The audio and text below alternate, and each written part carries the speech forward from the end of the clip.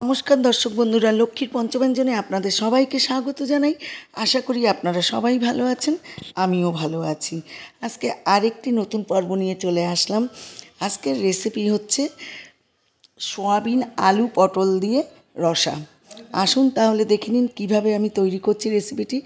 আলু ভেজে নিচ্ছি, পটল ভেজে নিয়েছি আগে। এবারে আলু লবণ হলুদ দিয়ে ভেজে নিচ্ছি। পটল কিন্তু আমি হলুদ দেইনি, তেল কালো হয়ে যায় বলে শুধু লবণ দিয়ে ভেজে নিয়েছি। আলুগুলো ভেজে নিলাম, আবার আমি তেল দিয়ে দিলাম। রান্নাটা সর্ষের তেল হচ্ছে। এখানে জিরে, তেজপাতা, শুকনো লঙ্কা, গরম মশলা সম্বাদ দিয়ে নিলাম। দিয়ে এখানে আমি একটু আদা বাটা দিয়ে দিলাম, পেঁয়াজ বাটা, আদা বাটা। এখানে দিয়ে দিলাম হলুদ গুঁড়ো। আমি জিরের গুঁড়ো, ধনের গুঁড়ো আর লঙ্কার গুঁড়ো সব দিয়ে দিলাম।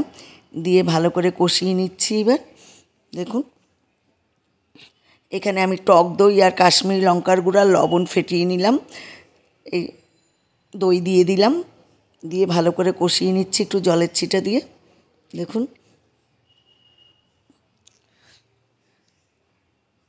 আপনাদের একটা অনুরোধ, বাড়িতে এইভাবে তৈরি করে খাবেন, সকলকে খাওয়াবেন, দেখবেন প্রশংসায় পঞ্চমুখ হবে। ভিডিওটি টেনে দেখবেন না, পুরো ভিডিও দেখবেন। এখানে আমি সয়াবিন দিয়ে দিয়েছি, আলুও দিয়ে দিলাম, দিয়ে ভালো করে কষিয়ে নেব।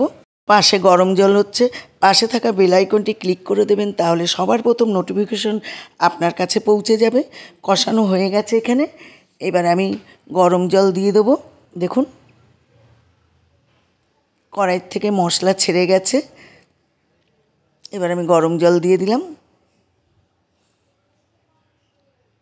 পটলগুলো এখনও দেইনি, এবারে আমি দেব। ভাজা পটলগুলো দিয়ে দিলাম, দিয়ে এবার নাড়াচাড়া করে ঢেকে দেবো। দেখুন, আমি নাড়াচাড়া করে এবার একটু ঢেকে দিয়েছিলাম, খুলে দিলাম। এখানে ঘি দিয়ে দিলাম, গরম মশলাও দিয়ে দিয়েছি। দেখানো হয়ে গেছে রেসিপিটি। এবার আমি সার্ভ করে দেবো। দেখতে কি সুন্দর হয়েছে, আশা করি খেতেও দারুণ হবে। ভিডিওটি যদি ভালো লাগে লাইক, কমেন্ট, শেয়ার করে দেওয়ার অনুরোধ রইল।